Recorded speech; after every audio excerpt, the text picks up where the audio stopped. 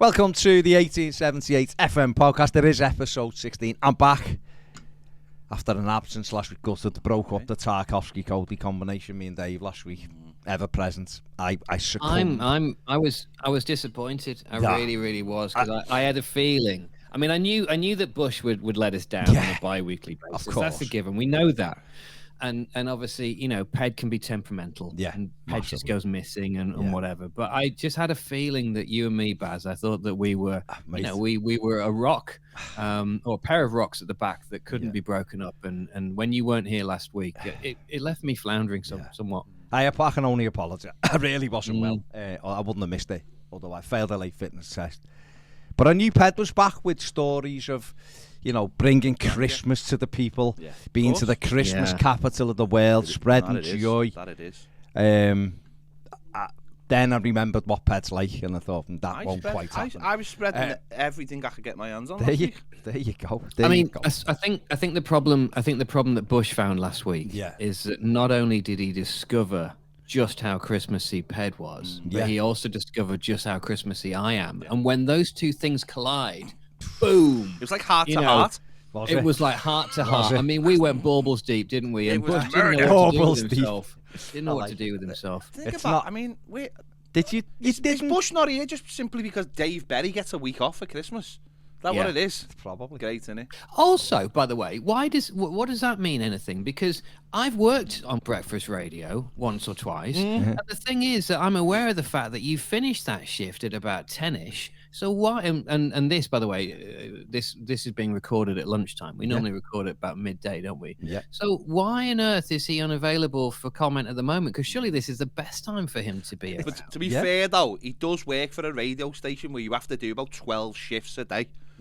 There's about 18 radio stations, and honest to God, if you've got a DAB and you press any, honest to God, you can press a button, and at 2 o'clock, Bush will be there. Go back at 4 and press, like, I don't know, Absolute Robots or something, and he's on it. Press another button, Absolute Vampires. He's on it at like 8 o'clock. Did he just replay the well, he breakfast? did last week. He did give us a little bit of. I'm sure Dave was aware of this, but he gave us a little bit of radio secret insight last week. Yeah, he basically said it's all a big con. And they all sit in their undies at home, just record stuff dead quick, and but the thing about it, Dave, is you're absolutely right, because I remember when you were on said morning radio show, and at about 10:10, you were in the pub. Well, I mean, that's an exaggeration. I mean, it was normally about 11:10, to be fair. And also, that was a very long time ago. That was when I was young and immature, and actually, you know, when you're 23 and 24 and bulletproof, you can do that sort of thing day in, day out. Not so much as I got more mature. But yeah, you're right. I mean, I fail to understand why midday till 1 is not a good time for Mr. Bush when he's just done Dave Berry's show on the radio. Apologies by the noise in the background, by the way. It's bin day today. Your sound is amazing. You've soundproofed it. Professional. That's it. Well, you know, I try my best. You've soundproofed it. Well, the kangaroo court for Bush is regular. You know, he's turning into someone we can't rely on. To be fair, though, as he goes higher on the radio spectrum, we will probably see less of him. You know, I don't accept that. It is. Well, no, you're either committed or you're not. Yeah, but would you describe his career currently as being on the climb? Because no, he hasn't been on Channel 5 Talking Head show once. Okay, fine. I mean, I know. By contrast, mine is very much on the slide. But I don't know whether he's on the way up or not. Dave, you're in a different. You've stepped aside from being the man in front of camera now. You're the man behind the mic. You're very much. You know what your role is now. You took all that experience and you moved. Andy is a man who should definitely be on a top 10 list on Channel 5 somewhere, or basically talking about Aldi at Christmas on Channel 5. He should be narrating something, shouldn't he? You know, he's got a velvety voice, and he should be. In fact, he's got what, you know. We've seen what he does on Twitter. We see how everyone pops up with like the pictures of impersonations. Surely some satellite channel by now should have given him his own show just to find Bravo should have given him Andy, Bravo.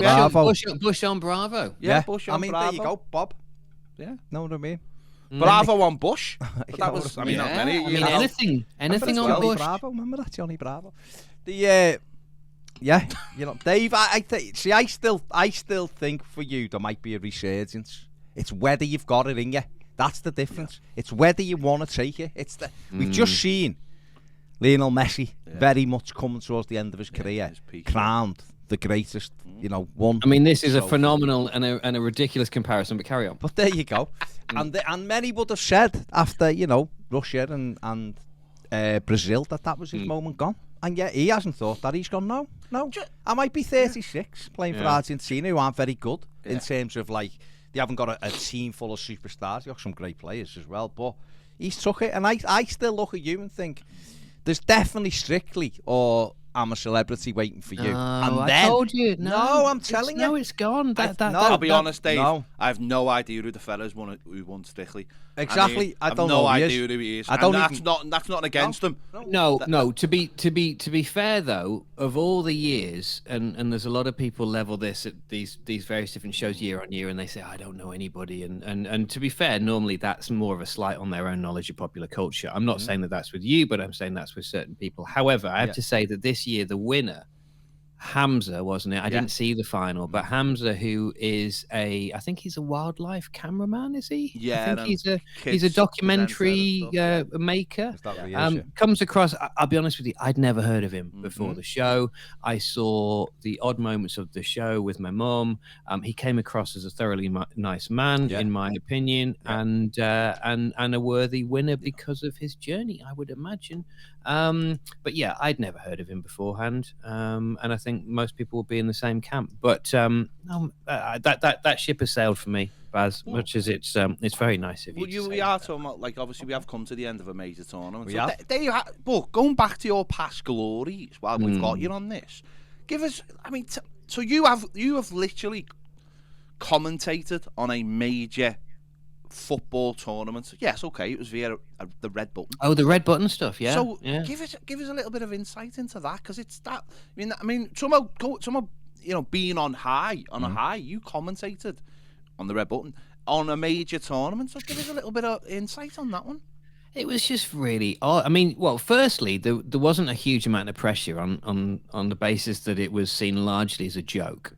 And so that's always the best sort of get out, whereby that people aren't listening to you necessarily for the match commentary. Guy Mowbray wasn't having any sleepless nights in terms of what we were doing. But yeah, no, it was just quite fun. So the way that they did it is obviously they fed through the live feed of the game, and myself and Moyles were in the studio there. And then they had our studio linked up to the red button feed, which meant that for those that aren't aware, this was just like a sort of special little joke feature that we did. So if you wanted to watch whatever that World Cup game was, and you wanted to have the alternative commentary, as it was known by me and Chris, then that's what you could have. So, you could either have proper commentary, or you could have us two dickheads talking shite for 90 minutes. And some people chose to do that. To be fair, you got years and years out of radio out of it. So yeah, no, I know. I mean, it's something that we knew we could do. I mean, sort of just filling for that long was something that we were aware was in our locker. But that said, it was actually quite an interesting process, in so much as you realize that thing where you do have to kind of fill time to an extent, and you do have to try your best to paint the pictures for those. And yeah, it's a sort of discipline that you've never really thought of before, but it was actually genuinely quite fun having a go at it, and pretending, for a short time anyway, to be someone like a Martin Tyler or a Guy Mowbray or Darren Fletcher or whoever you want to put in there. What year was that? I'm trying to think. So was it not the Euros that you spent the whole time in Portugal? So the first tournament that we went out for was the Euros in 2000, which was in Holland and Belgium, right? Yeah.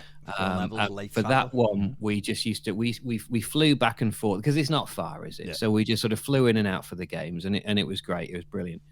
And then 2002 was obviously Japan, South Korea. We weren't ever going to get anywhere near that. It was too expensive. So that wasn't going to happen as an outside broadcast. 2004 was Portugal. So we went out there for Portugal, which was brilliant. And we basically spent a month out there. They hired us this villa And so we were broadcasting the show every day from this villa in Portugal. And I kid you, and Chappers was out there as well. So me and Chappers are sharing a twin bedroom upstairs. We're kind of like the naughty kind of teenage, brothers, right? And then there's various different combinations of sleeping arrangements throughout the house. And yeah, Chappers was sitting there with his feet in the pool and whatever, or sat on a lilo doing his 3:30 sports bulletin into Scott's Mills' show, and literally kind of go, right, more in an hour, and then jump straight in the pool. And we did that. We did that for a month, and it was amazing. 2006 was World Cup in Germany. We went out to that as well, in a slightly lesser capacity, because in the meantime, in around 2005, then obviously things had got a bit tighter in terms of BBC budgets and whatnot, and accountability. So that was slightly sort of cut back. And then 2008 was the Euros in Poland, wasn't it? Poland and Austria? Yeah, Spain won, yeah. Yeah. And we didn't do anything for that one. And then obviously 10 was South Africa. I reckon it was 2010 we did that alternative commentary. I think it was South Africa. Yeah. You had a good run then. You had a good run at tournaments, didn't you? You've done a few. Yeah, we did. Yeah, we did Holland and Belgium. We did Portugal was the biggie, and then we did Germany. And then that's sort of when our luck ran out a little bit, and well, rather budgets had run out because we'd gone and blown it all in Portugal in a villa. In a villa, but it was great fun. It was really, really good. There was a couple of cars and stuff like that outside, kind of like, there was cars for everyone to use. I mean, when I say cars, we're not talking like Bentleys outside, but there was a couple of kind of Ford Focuses outside that we'd sort of hired. So, it might be that Rachel, our producer, saying, well, I'm going to take the red one and I'm going to go to the hypermarket and go and do like a big shop or whatever for, does anybody want anything? And then me and Chappers would kind of go, well, we're going to take the blue one into Lisbon, and just go and have some lunch and a couple of beers, and then maybe go and we went to speak to Reedy one day just because we could. Because he was there in the broadcast center. So we'd gone to kind of do like a little interview with him for our Saturday show. And so, yeah, we went and had a nice lunch and a couple of jars, and went in and recorded Reedy. And then we went back. And I remember as well, we gave away on our Chappers and Dave Saturday show, we gave away an England shirt signed by the whole team, right? Mm-hmm. And this was a big thing. But when we say signed by the whole team, we meet the whole team on our radio show. me, Chappers, and Jocelyn, who was our producer. But we all signed it, and that was our thing. No, we had a laugh. It was good. Yeah, that sounds brilliant. It does sound brilliant. No, listen. I mean, and by the way, and joking aside, and I never ever take this for granted, because it was just an amazing opportunity, and I look back now genuinely and pinch myself, because it was this sort of mad roller coaster that we lived, and those sort of trips that we, and there was others as well, other amazing trips that we did, and those sort of things were just, really, really lucky to do them, and very, very privileged, and yeah, just great memories. Just back onto this, obviously it's finished now, but happy Argentina won it, Messi. Yeah, I mean, to be honest with you, I someone said this to me the other day, and I was saying how much I enjoyed the final, and they said, so who were you rooting for? And I said, do you know what, genuinely nobody, It was I suppose very slightly I was rooting for France, I think, and I don't really know why I was, but I think just in my heart of hearts, and maybe it was more on the balance of the game as well, because obviously, Argentina looked to be in command and in control early doors, and therefore maybe just to make it more interesting. I suppose I wanted to see a French comeback, but I wasn't rooting for anybody per se.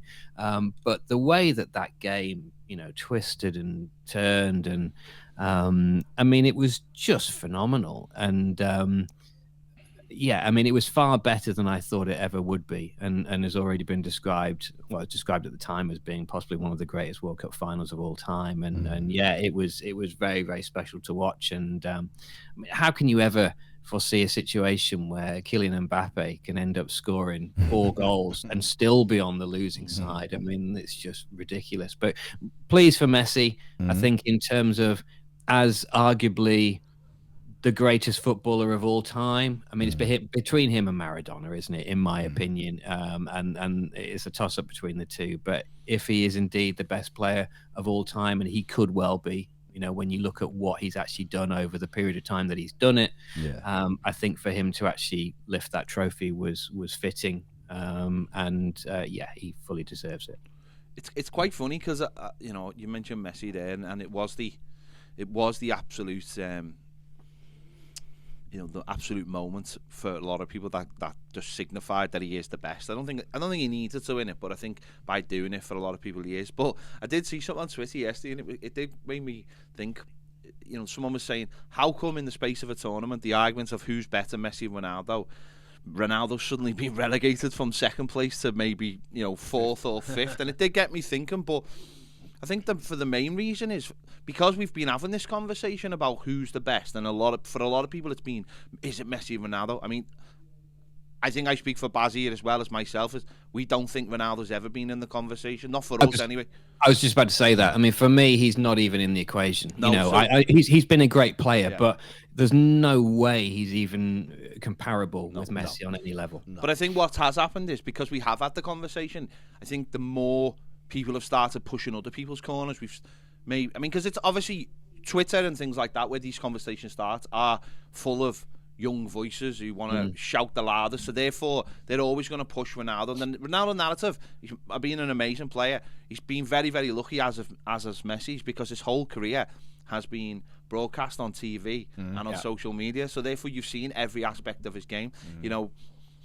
Other players don't have that luxury. We have little snippets, and I think what's happened during the tournament is more and more people have seen more and more clips of Maradona and maybe of even Zidane, who we don't. Yeah. I don't look at Zidane as being that long ago, but it's it's 2006. It's quite a long time ago now. 24 years ago since he won the World Cup. Exactly, yeah. So and then you factor in maybe some other people, into that as well. We speak so highly of the original Ronaldo R9, and then we got the documentary, and a few people woke up to how good and talented he was. And even me watching that documentary, I was like, I totally forgot that he went missing for 2 years of his career and come back and won a World Cup. And I think that's what's happened. The conversation has opened, and people have gone, actually, look at this fella and look at the factors of why you don't think he's the best. Maradona being the prime example, because he was kicked all around the pitch. The pitches were terrible. Maybe there's not loads of footage. I was talking to someone yesterday about Pele, and he was like, well, for me, Pele's the greatest because he turned up in 3 World Cups and won them all. And I was like, yeah, but you didn't see the other stuff. And he was like, yeah, but that's the point. You didn't see the other stuff. So he's got a fair argument. I seen a journalist talking the other day about saying how many people in the UK of a certain age, probably our dad's age, saying about George Best. And we were like, well, the reason why my our fella, your our fella, everyone's our fella thinks George Best was the best was because they went and watched him. They saw him on a Saturday afternoon on terrible pitches. On terrible pitches, and no one in the current in the current era has got any evidence bar a few moments. The reason why I'd take Best out of it, the talent. You've seen it all thing, but he binned it at 25. No, but I'm not discussing him as being one of the greatest players. What I'm saying is that but what a footballer. All our parents' generation would say he's the best because they actually physically saw him in the flesh, and that can be actually seeing someone in the flesh as well. Can be. You see them on TV all the time, but when you actually see them, I find this a lot with, certainly like Americans when they come over and watch Premier League games in the flesh, and they go, that game is 1,000,000 times faster than what I think it is on television. So there's so many factors. Perspective, isn't it? You see people. But do you know the one that I always think of and have done for a while, and during his playing days, Alan Shearer, because for me, he was always very much a typical British centre forward, one of those kind of sticker book centre forwards that you can imagine, really old fashioned in the way that he played it. And I mean that with the greatest respect. Oh, yeah. And I've always kind of felt in the same way that, we might ask our parents and stuff like that, did you see Stanley Matthews? Did you see so-and-so? Yeah. I kind of imagine that our own kids or even grandkids might kind of say, did you see Alan Shearer play? And I'd be like, yes, I did, and he genuinely was that good. He was that just marauding goal machine. He was completely, he was brutal in front of goal, wasn't he? Yeah, he was an amazing player. Well, I'll throw another one in here because I was watching there's like a little 15 minutes of the documentary scene caught yesterday, and it was Dennis Bergkamp, and it got me thinking: is there anyone in the Premier League, or certainly was there anyone at the World Cup other than the usual suspect of Messi. Is there anyone out there at the moment who's as talented as Dennis Bergkamp? And Dennis Bergkamp wouldn't get in any of these lists, by the way, you know, top 10. But is anyone out there at the moment as talented as him, can do the things he did? You know, this documentary was all about the goal he scored against Newcastle, you know, the flick around the corner and he went around the other way. Yeah. And I was thinking, is there anyone really in world football at the moment who's as talented as him? And I really, apart from obviously Messi, I couldn't think of too many who've got that kind of talent. And it's something, again, where people would never talk about Bergkamp and go, what a player. But again, we saw him, we were lucky enough to see him in the flesh. And you just think, you take those players for granted. Well, I seen something the other day, something about Wayne Rooney, actually. Yeah. Because obviously same age as Ronaldo, isn't he, and Messi. Someone was saying that he had just as much talent as those two players. Messi, I don't know, but he's better footballer than Ronaldo, like miles better as a footballer, but didn't have quite the discipline.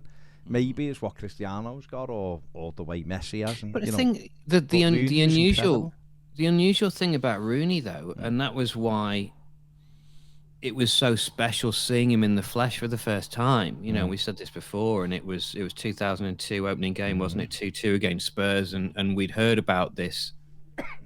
We'd heard about this kid coming up through the youth, and I don't know whether you'd seen anything of him, you know, beforehand in a training or whatever. But I hadn't. We'd heard loads about this kid, and just, you know, he was going to be phenomenal, and you know, you kind of thought, well, you know, see what happens. Yeah.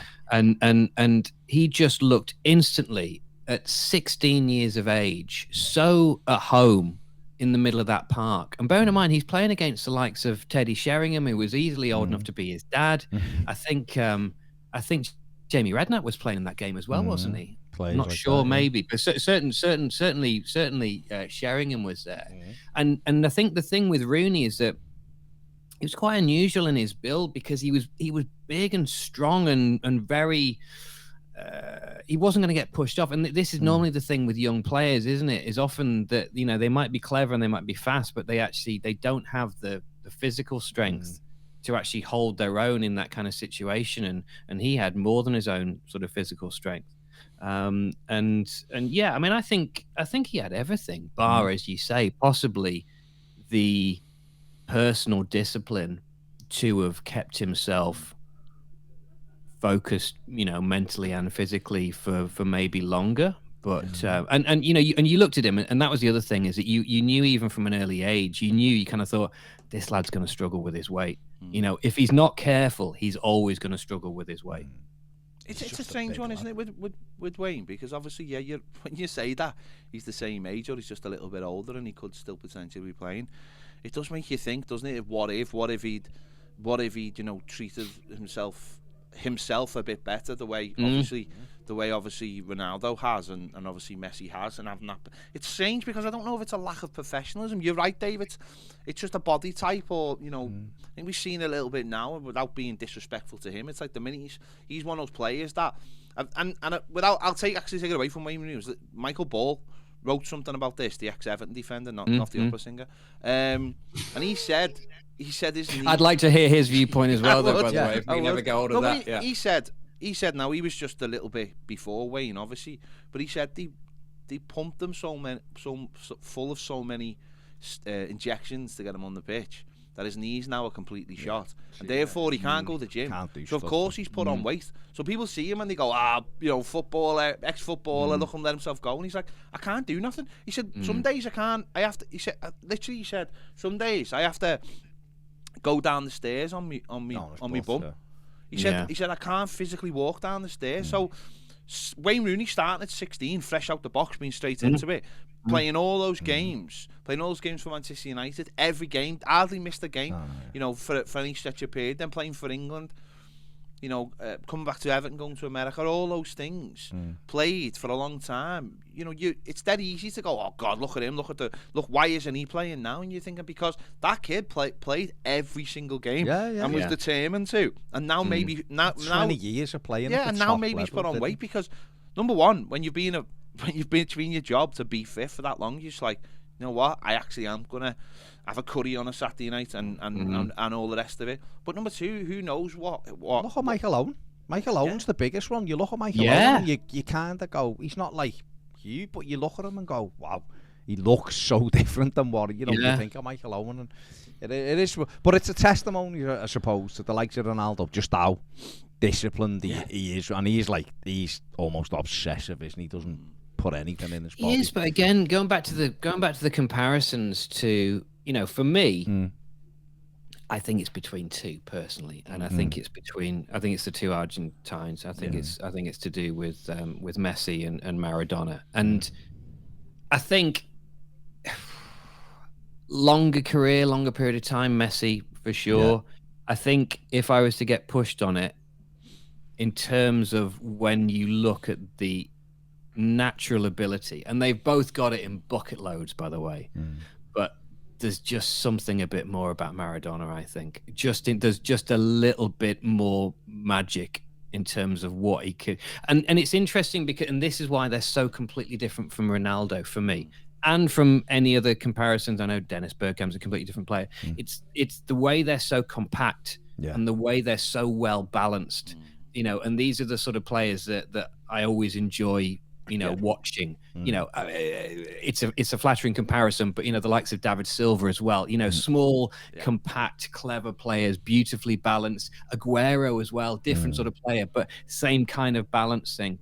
All little fellas, they are, but those to me are the players that I want to watch, and I've never been into, again, I've never been into kind of lanky midfielders, for example. I know we have one in Onana, and we hope that he'll do very well, but the likes of his style and watching, even Patrick Vieira and stuff like that in his day, it doesn't really do it for me, even though I can see how effective they are. And Rooney sort of fits into that box as well, doesn't he, with that size player? Yeah. No, it is. Yeah. It does come down to, I think. Do you think when people talk about Messi and Ronaldo, which again I don't understand why they do, I really don't. But Ronaldo to me is a it's all about power and pace and about. Don't get me wrong, there is lots of technical ability, but what you just said there, Dave, about Messi and Maradona. There's magic in their feet. There's magic in their feet. Go into 4 plays and come out. Exactly. With the ball. But don't you think that so someone like Ronaldo is brilliant at what he does, but it feels very much like he is rehearsed those patterns of things on the training ground. So his free kicks and he was. For me, he was quite one-sided as well, Ronaldo. This sounds like I'm having a criticism of one of the greatest players that's ever walked the planet, but do you know what I mean? And where I think the other two that we're saying could just instinctively cope with anything. I mean, listen, the other one we haven't mentioned in this is Gaza. In terms of that natural ability of just having the ball in the middle of the park and needing to do something magical to get out from between those 2 or 3 players, which is what we'd imagine Maradona to do and what we'd imagine Messi to do.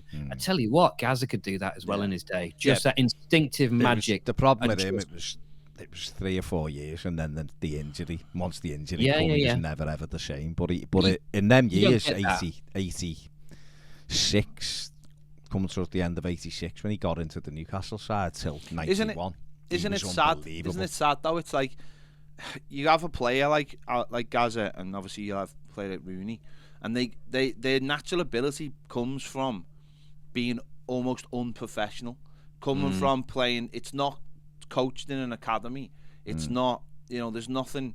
There's nothing like that involved. It's about natural talent coming out on the playground, on the streets, mates, doing what you want to do. But then the flip side of that is when you become a professional, and this is a lot less with Rooney, by the way, but I'm talking about just talking about sometimes temperament, is that when that comes at the end, Gaza needed then that professionalism. He needed maybe an Alex Ferguson in his career, not a Terry Venables to look after him. He needed someone who would actually grab hold of him, and it's actually the devil in them that makes them the player they are, but then also makes them self-destruct. And we know that with players like Eric Cantona as well, and people like that. And there's loads of players, even with Zidane. We talk about Zidane. We talk about his last ever World Cup game and where what he done.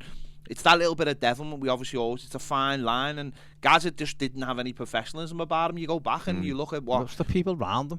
No, but I also think it's just education coming through, isn't it? You look at if you ever look like the Graham Taylor documentary, he's just a big kid, and no one could grab hold of him and go, no, you've got it all. You're a professional now. You don't need to act like this, and that's where. But I think that's more of a day-to-day thing. I don't think a Graham Taylor could have done that. I think that's a day-to-day manager who's just wearing them down. And to go back to what you were saying about earlier about Rooney, I think that's what Ferguson did. He took the edges off, but unfortunately, when he took the edges off him as a player, he become this player who would play in every position to make sure Ronaldo was the number one player or someone else was the number one player, and suddenly you had this.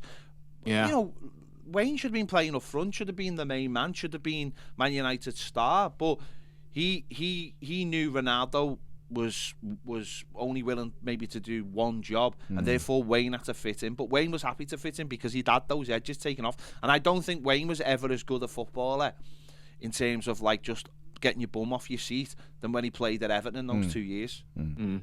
No, we see that with other players, don't we? It's the way it is. But and the other thing, obviously, like Messi and Ronaldo they've been at top clubs the whole careers as well, haven't they? They've always generally been at the best clubs, winning the best games and all that. So can I bring in somebody else for? And again, this is a very, very flattering comparison, but I wonder if there's anything in this just in terms of potential. And you were talking obviously about Wayne when he was a kid with us before he went to United in 2004. Were there not hints of something with Ross Barkley, in so much as that ability to, kind of quite explosive pace from nowhere, well balanced, strong, stocky, almost, and somewhere, and again, hugely flattering comparisons between Rooney and Gazza and whatnot. Now, the problem with Barkley for me is that he had no end product. He could explode and he could beat first man, second man, third man, but it's then that ability to know what to do with it, to actually, push it sideways.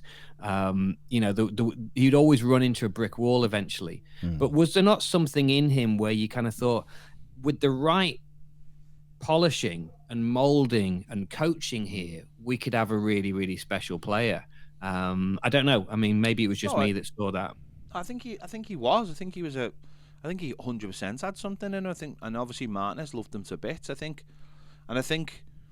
maybe if Martinez had stayed, which obviously would have been detrimental to everything else, then maybe Ross would have turned out to be a very, very good player. I think he definitely had. I think he's got the kind of talent you very rarely see. Someone who can pick up the ball and get you up the pitch 60 yards. And you're right, it's what he'd do at the end of it. And maybe he should have simplified it. And just, he used to get 8 goals and 6 assists. No. Listen, He was a brilliant player, and we could do with him right now. We could probably still do with him the Ross Barkley right now. But again, it's that thing. It's the pathway, isn't it? It's the pathway of who's looking after you. He got a manager at Everton, under Koeman, who just didn't have any time for him, and dropped them and made him basically leave the club, and then he went to Chelsea where it's a factory. Clubs like Chelsea are just factories. They just sweep all the talents up, and then if it doesn't work, they just push them out, and it doesn't matter to them. But lots of players will their careers will be, if they continue. We've had this discussion earlier on this week actually with players. If players continue to just be motivated by going to a Champions League team but not understanding what the actual pathway is going to be for them, then we're going to lose so much talent in this country where it should be. Because we had this a couple of days ago, Dave, we were saying Ross was mentioned, I think even Lukaku was mentioned, and a couple more, saying sometimes you've just got to know what not where your ceiling is such, but just look at it and go, you know what, if I'm loved at this club, I could be a legend, and also I could take this club on, whereas too many footballers are happy to move on, become a squad player, because obviously there's 9 places on the bench and they'll get the odd Champions League game, and when they win a trophy they'll be in the picture even though they're not involved. And I think more and more footballers need to start looking around going, the grass isn't greener. And I understand the other side of the argument is, well, you only get one green, you've got to take your chance. That's fair enough. If you're brilliant and you're going to play week in and week out and you're going to be a big part of the squad, then no problem at all. The latest one obviously was with Charleston. He wanted to try Champions League football. I've But some of them, I just think, stay where you are. Well, Anthony Gordon would have fallen into exactly the same trap as Barkley, I believe, had he gone to Chelsea. You know, and obviously that didn't materialise. And everything that you're saying now, Ped, is arguably advice for Anthony Gordon at this moment in time, and perhaps the sort of advice that he should be having professionally from whoever his advisors and people are. Because I think that, you know, what you've said there, I think he'd be completely lost at a Chelsea. I genuinely do. I think he's a good player. I don't think he's necessarily a world class player, but I think he's a very good player, and I think that that's the difference. And I can just see him, as I say, following very much in the footsteps of Ross Barkley. Absolutely. If he was to go down that route, and it would be a shame, you know. Whereas, arguably, in terms of where he is with his career and where he is with his stage of life, I think that he's better off staying where. And by the way, and that's not just a blinkered kind of Evertonian viewpoint, because to be honest with you, you know, you could say the same thing about another club. If he was at a Villa, if he was at a Leicester, if he was at somewhere like that, you know, I'd kind of say, listen, I'm sorry that we lost him to Villa, or I'm sorry that we lost him to Leicester, but actually the best place for him at this moment in time is to stay at that club. Yeah. It's about where you are and where you fit, and I think where you are in the hierarchy of that. And if you're just going to be a bench warmer, and you want to, as you say, get the odd, you know, sort of appearance in the Champions League and get your medal and get your photograph at the end of the day, you know, life's about more than that. It's about actually kind of like proving what you can do on the biggest stage that you can possibly do it, and that's not always necessarily the biggest stage in the world. Yeah. Do we have to talk about Everton though? No. No, we don't. Let's finish with non-football. Okay. It's been very football. Everton return next week against Wolves at home, and we'll win. That's all. There you go. There's no more needs to be said. Full preview. There you go. I like that. Preview. Go. It's a game we've got to win. We said it. I'm talking about it then. We said it. Wow. We said it a while ago.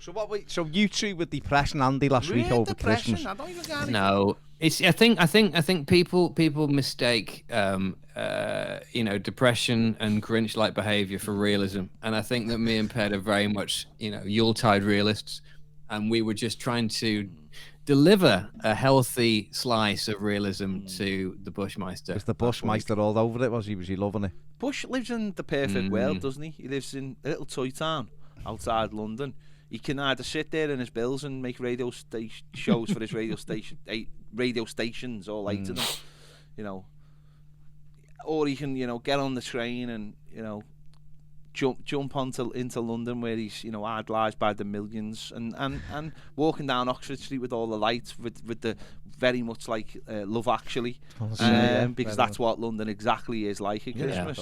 And you know, Dave Berry takes a week off to go to the Caribbean, and he's, you know, he has to do the morning show, and he's all over it, isn't he? He was happy. So me and Dave were just like, well, yeah, well, you know, and what? Good for you. What do you mean, and what? No, I think we weren't maybe as ho as he thought that we might have been.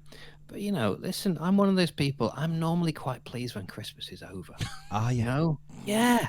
Yeah, I do like it. But then again, I'm a bit like that with my birthday as well, to be honest with you. I'm always happy when it's gone. Birthdays, you know? are a bit, you know, the pressure's on you for your birthday. Yeah. It's on you, isn't it? It's like, what do you want to do? It's like, I don't really want to do anything. I know. Oh, it's all about you. It's all about you. And I'm a bit like, oh, you know, like my birthday's on the 24th. And I can't wait for it to be the 25th, because I'm just thinking, oh, do you know what? For another year, it's not about me. Oh, Dave, come on. And I think that's what Jesus is like. Yeah, and you know what? In many ways, Peter, you know, you and I both have a little slice of Jesus in us, I think. Just a slither. Just a slither. I mean, you know, so you're not really looking forward to Christmas then, Dave? That's what we're saying. Well, you know, I mean, in a public forum, and I suppose technically this is, you know, I like to say yes, I am, and it will be a wonderful time, and it will be great to see everybody and whatnot. But you know, and listen, let's say that yes, I am. But by the same token, I'm also quite looking forward to it being done for another year. How about that? Okay. I mean, that was okay. It just, yeah. And what about you? I am not of the same sentiment. I enjoy it. I don't know where where Andy's issues came from last week. I think, you know, maybe I was just a bit Christmased out because I just had the Christmas experience of a lifetime, and I was just a bit like, yeah, I mean, that's so what, Andy, big deal. You get to go on a train, good for you. Choo choo. Choo choo. I'm looking forward to it. I'm looking forward to Christmas. I'm quite relaxed about the whole thing. It's just football we're saying, and that's the real issue. See, I love Christmas. I must admit, I do. Love do it. You though? I mean, are you proper happy little Christmas elf? I do love it because I just think it's just totally different to any other time of the year, and I like that. I like the fact that, like, when I was younger, I used to love seeing so many people over Christmas. I'll be honest, you know, I don't mind sitting in now and doing whatever, watching films and having some time away from everyone else as well. But I will see people, and obviously we have people for Christmas Day and all that, so we'll get to see everyone, and I still see my mum and dad and stuff. But I just like that period just because it is totally different to any other time in the year. I think that's why I like it, and there is that week. I just wish there was 18 foot of snow and there was no football. That would be perfect. I wish there was you mean the week in between Christmas and New Year? See, I just don't think there should be any football. I don't think there should be anything. They should just break. The country should shut down. They should just break. Certainly football. They should play the last game before Christmas, and that should be it till after New Year. Yeah. And just give everybody a break from it. And you know, seeing people, I can't wait to get to this game and that game and the other game. They'll learn. Why? No, but these are like, even in the Athletic today, I was reading something and it was like, you know, football fans can't wait for 3 games in a week. I'm just like, really? To be fair, we were sitting here watching 4 games in a day and we were loving it. But that was the World Cup. I know, but people have the same feeling about domestic football. football. I mean, watching Everton once a week at the moment is too much. Hard work, isn't it? You know, so the idea of watching multiple, you know, games over a close succession is potentially painful. But I mean, the thing is though, let's end on a positive. I think, because, you know, prior to the World Cup, we kept looking at the table and the fixtures and whatnot, and saying, right, well, how many points do we need? Ideally, we need this many from this many, and then, well, let's be a bit more realistic, and then let's kind of make it this many from this many, and, well, do you know what? We'll just take whatever we can. And here we find ourselves literally teetering above the relegation zone on the restart. Let us hope that we kick off with a win against Wolves, and let us hope that 2023 is kinder to us than the back end of 2022 was. Tired of 2022. This is true. 2022. Okay. How have we been sucked into talking about Everton? I don't know. It's Dave. I was literally going to ask Dave his choice of. Well, I was trying to come out on a positive, wasn't I? That was what I was finishing with. Yeah. What was his choice of meat on Christmas Day? Okay. And sorry, what was the choice of meat? I would say, well, it's normally turkey. However, and how about this for going left field? Go on. Is that we're going for a Thai meal on Christmas Day today? Nice. Okay. We're having a buffet. How about that for being out there? Yeah, we're having a buffet. You're I having think a buffet. we had one last year. It was great. Huh? Much better than just filling your plate. I mean, as if you won't fill your plate. I really now only have one roast dinner just a year. One. Normally you'd have what, 4 or 5? No, a year. So when people go like, "Oh, we have a Sunday roast," I generally have 2 maximum over the Christmas period, but probably just 1 a year. That's it. That's the only roast I have. I don't have a roast at any other time. But why? I mean, there's no reason why you couldn't, even as a monthly treat. I could have one on a Wednesday, Dave, but it just doesn't. I just don't do it. If only Craig David would put that on the song. Craig David would have loved it. So therefore, the Christmas Day meal for me is a special one because it is. I don't eat that food at any other time. Literally, Jesus was born so you could have a roast. That was his only thing. He said, "And I bring you freedom and the roast." And that was what he. And do you have Yorkshire potatoes with your turkey or not? Yorkshire what? Yorkshire potatoes. What's that? Hang on. I'm sorry. I was Yorkshire puddings. Halfway between Yorkshire or potatoes. Yeah, sorry. I you know, in my mind, I was looking at both of them, and it came out as Yorkshire potatoes. I have no idea what they are. Okay. I was thinking, do you have Yorkshire pudding with your turkey? Because I know that traditionally it doesn't really belong on there. However, I would always go for it. Yeah, I'd go for it. I know it belongs with beef, doesn't it? But I would go with it. Yeah. I think if you can't go wrong with a bit of Yorkshire pudding. Fair play. Bit of pickled onion. No, what? Sorry, loads of what? black pepper. What? Just one. Pickled onion? Yeah, just one single, just on the side. What are you talking about? I've just told you. Pickled What onion. are you My talking? mum's You sausage, mad? meat stuffing. Oh yeah, nice. What needs stuffing? Sorry, I missed that. Leave it there. If you want to watch, by the way, I if you think- want to watch something over Christmas, Go on. The Traitors on BBC One. Oh, it's so good. I think yeah. I've heard about this. Oh, it's so good. It's Oh so no, good. no, Winkleman. Yeah. No. Winkleman's boss. I like it, but I'm not watching that. Why did you just go like that? Because that's a fringe. Winkleman. Oh, sorry. I thought she was thinking she had a monobrow. No, she's like that, and No, she's she's like red. Winkleman like this. She has to kind of look through her. She fringe has a to little look bit. through No, it, it's and that good. would You have know, been- it's really good. You know, see it honestly, now. if you but people normally need like a block, something, one thing to watch. There's And I'm loads just of saying. good I'm things just to saying. watch. Okay. Have you seen White Lotus yet? No, but I am going to check No. that out. It's really, I am really gonna good. I check that finished it Lotus, okay. the night before last. We'll check There it are out. 6 episodes in the first series. There are 7 episodes in the second series. It is brilliant. It's really, really good. And you watch it at first and you kind of think, is this going to be me? Is it a little bit light for me? Is it a little bit? And then you get into it and you actually realize all the characters are horrible. And it's brilliant. You I do it a lot. like shows where everyone's horrible.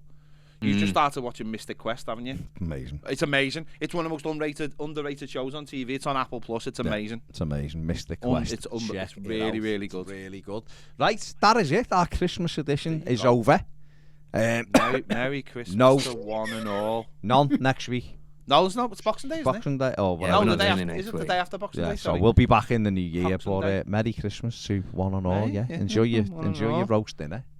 Mhm. Enjoy your Yorkshire potatoes, like Dave will be, and hopefully Bush will be available He just messaged sometime. me. He said he's sorry he couldn't come on. He's on Absolute Yachts. There you go. Absolute Yachts is the place for the Bush Absolute to be. yachts. I love that. We can't you do anything else Yeah. with that. Play so a we're lot gonna go. of play a lot of early '80s, music with Rio, Duran, Yeah, that's the yeah, classic. yeah. Dave, have a fantastic Yeah. Christmas. Smile. And Enjoy and to both of you, I'd like to say thank you. It's been a privilege working with you both in 2022 on this newly formed podcast, and we look for wonderful and exciting developments in 2023. Happy Christmas, Happy New Year, and I will see you soon. The perfect Merry way Christmas to finish. one and all. Exactly. Let me just finish by saying, Go on. in the other room there's a porn star and I can hear her screaming. I don't know what that's all about, but we'll leave it there. Should be having a Oh, that's- martini. That's gone and bollocksed up the Christmas mood, hasn't it? It has. We're going to check it out. See you later. Bye.